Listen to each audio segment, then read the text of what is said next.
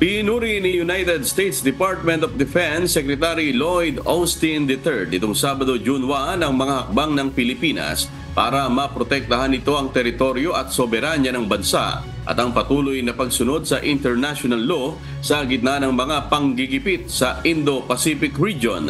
Sinabi ito ni Austin matapos ang ginawang pahayag ni Pangulong Ferdinand Marcos Jr. sa ginanap na 21st International Institute for Strategic Studies o IISS Shangri-La Dialogue sa Singapore nitong Biyernes, May 31. Para kay Secretary Austin, naipahayag ni Pangulong Marcos ng malinaw at malakas ang posisyon nito sa South China Sea issue kung saan pinanindigan ng kalihim ang kalayaan ng bawat bansa na magamit ng husto ang mga likas na yaman nito at makapaglayag hanggang sa ipinahihintulot ng international law.